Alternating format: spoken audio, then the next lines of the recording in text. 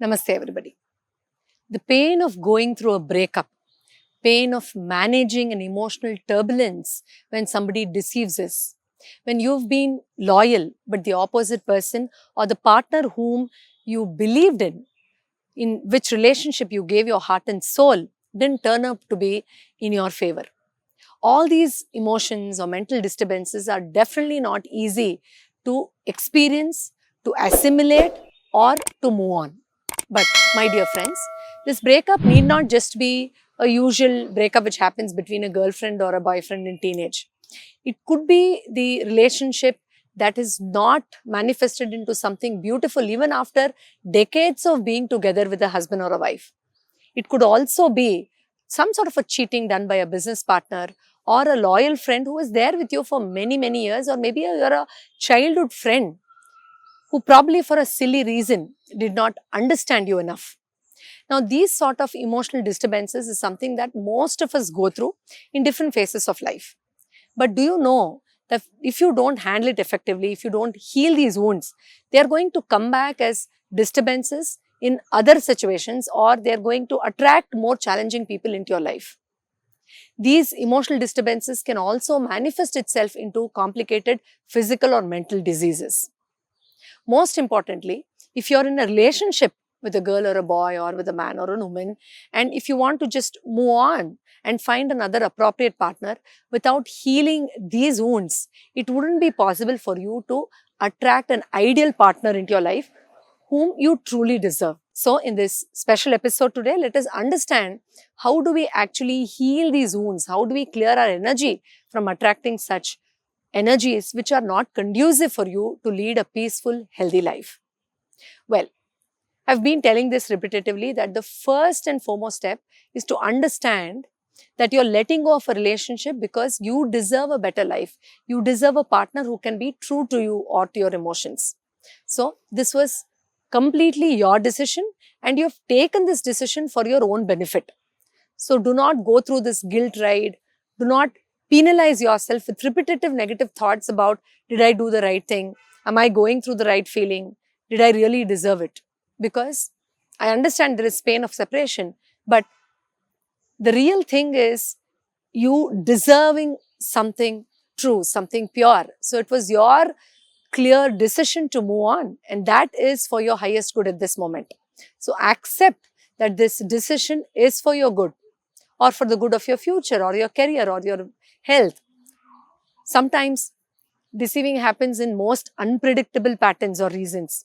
Somebody would have deceived you monetarily, or somebody is backstabbing you, gossiping about you, or talking ill about you. You realize it and then you want to come out. So these reasons of why you're coming out may not be very convincing for you, but if you just put those thoughts together and understand that these reflections of patterns that you have seen ultimately is the character that the person was holding from the beginning, and the love really never existed in true manner, will convince you enough that your decision is absolutely right.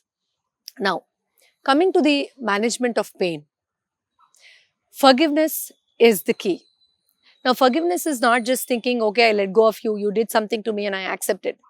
Of course, this is one of the things, but then understanding that this whole picture is inside the karmic cycle that you're also here to experience. The learning that you're supposed to receive from it.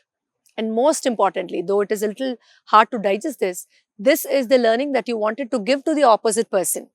So I keep telling, if you have trusted somebody and someone has cheated you, it's not really about you being a fool or an innocent and being repetitively cheated. It's about the other person who got an opportunity through your purity, through your innocence, to stand for himself or herself, to open up those doors of purity, of loyalty, of honesty through these opportunities or through this relationship. So you should be proud that at least you gave an opportunity to that other person to mend his or her ways, at least now. Yes, it sounds a little weird, but karmically, spiritually, this could be one of the reasons. So, forgiving your own self for making such choices, because it's not really about you being a fool or innocent. It's also, putting a script where you're giving opportunities for every single individual in your life's chart to evolve, to upgrade themselves. And when you're done with that role, you just have to move on. So when you bring in these spiritual insights into it, You understand how you can integrate the whole experience by giving a deeper meaning to the experience that you have had at the spiritual level as well. Now, what is very, very crucial and important is giving yourself a little time to see how you can disconnect that cord of connection between you and that opposite person.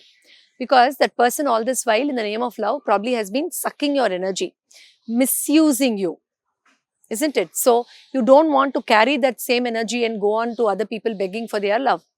So, consciously sit with yourself at least for a minute or two, for maybe a month or two, and just see how you're clearly, with valid reasons, disconnecting that energy cord and separating yourself from that energy and ultimately connecting from heart to heart. Yes, right now you wouldn't even want to visualize that person's face or connect with that person.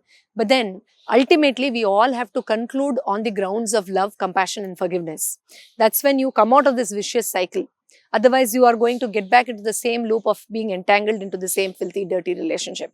So see that heart to heart connect and wish good to that person for whatever reason that person has deceived you or did bad to you. May that person find that true source of love, true source of abundance, if it was just for money or any other materialistic reason. And may they understand that these little things cannot buy pure love. So you telling them what the true source of joy and happiness is going to be of a great deal of importance for their soul. Do not forget that this is an opportunity for you to bless them and to elevate your consciousness in this field. Now, when you disconnect, you're also releasing all those negative, filthy experiences that you have gone through. It could be a narcissist experience, somebody who's been trying to overpower you, abuse you. Sometimes there's a lot of physical, verbal abuse that you undergo during those relationship, patterns. So let go of all that, that innocence that you experienced where you didn't want to verify or validate yourself, because sometimes we know where we have gone wrong, where we have, ignored, where we in the name of adjustment have compromised so much that we forgot our self-respect and self-worth. So release all that and try to bring back that power, that confidence, that self-love and that purity. Because if you conclude that it is wrong to trust anybody, we should never be innocent, then it's going to do more damage to you than the pain that that person has temporarily given you, for whatever duration of relationship that you were in. The conclusion should never be like this. There should not be a blanket conclusion. You should get back your power, your love, your innocence, and believe that you are going to now channel this to the person who deserves it, who is in alignment with your energy. That is why a great philosopher Rumi once told that if somebody has deceived you or cheated you, do not worry. They have no clue what they have lost, and you have indeed not missed or lost anything ever in life. You've only been uplifted spiritually because you now know the depths of love, how you cannot unlove a person after loving, even after knowing that they are cheaters or they are manipulators. And you know now the power of forgiveness and compassion. So working on this grounds and disconnecting the energy of that person and coming back into the real source of happiness, joy, self-belief will not just help you to be a better person, but also find a person who truly deserves you, or get into experiences or growth which you truly deserve by releasing all the good love that you gave.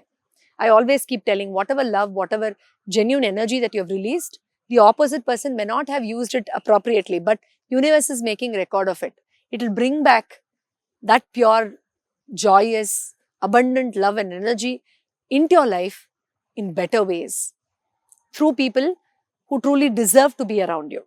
So give a little time to spiritually connect with this sense and being disassociated with all those heavy energies which brings that crying and throbbing and nagging and grumbling and screaming and aggression, because those energies will only put your energy low and make you lose hope on life itself. Of course, I'm not telling you should stop crying and not worry and never think about it, because it's going to take its own due course of time. But with awareness, you can get over it much faster. But then without connecting with this experience in the spiritual dimension, you may not justify this whole experience for your own self. So sit down with yourself for every couple of hours initially for the first few days of that intense pain that you're going through, and at least for 2-3 minutes every day for the next few months, and see how you're independently looking at that energy and how that disconnect has made more good to you than what it could have otherwise made if you were continuing this relationship with that person.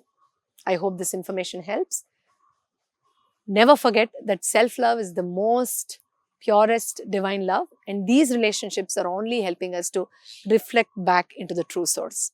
I'll meet you again in the next episode with another interesting episode on Douglas therapy. Until then, do take care of yourself. Thank you so much for watching. Namaste.